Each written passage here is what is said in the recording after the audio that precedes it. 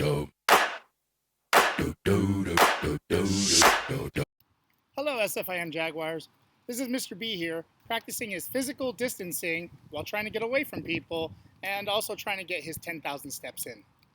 As I get closer to my remote location, I think I am a little hungry.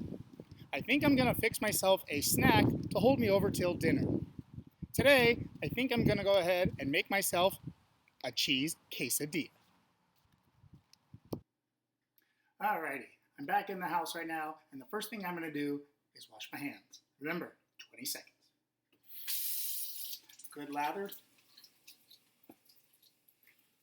I know you can sing the happy birthday song, but I'm more about the 50-nifty since I teach history. Alabama, Alaska, Arizona, Arkansas, California, Colorado, Connecticut, Delaware, Florida, Georgia, Hawaii, Idaho. Good enough. We won't get to Illinois or Indiana.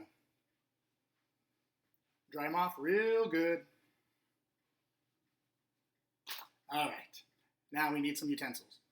Some of the things we're going to need that I'm going to cook with are flat iron pan, spatula. Of course, we're going to need some tortillas, and of course, some cheese. So let's head over to the stove, and we're going to make this real quick. All right, so let's begin. Now, there are many different ways to make a quesadilla. I'm just going to show you the way I do it.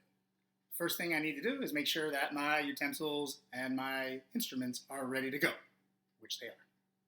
The one thing I'm missing is I got to play my James Brown.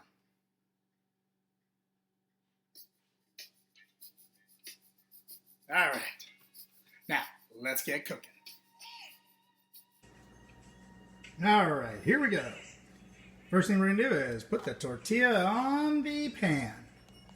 Then we're gonna go ahead with our clean hands and spread some cheese all over it. This should not take too long. Spread it out. The more cheese you put on it, the more gooey it will turn out to be. All right, then we're gonna grab another tortilla like so and put it right on top.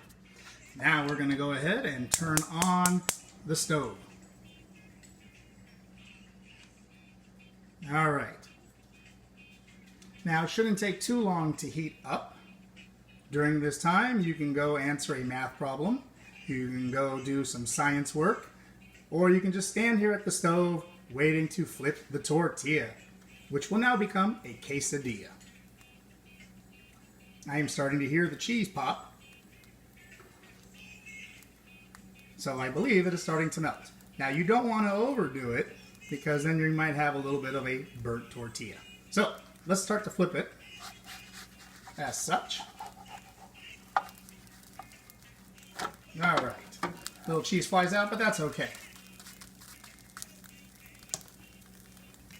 Now, while this is occurring, some of you might like to eat something called salsa. So you can get that out, put it on a plate. As I'm listening to my James Brown music and rocking out because I'm getting ready to eat because I'm kind of hungry. All right. If you want to do one more flip, that's okay too.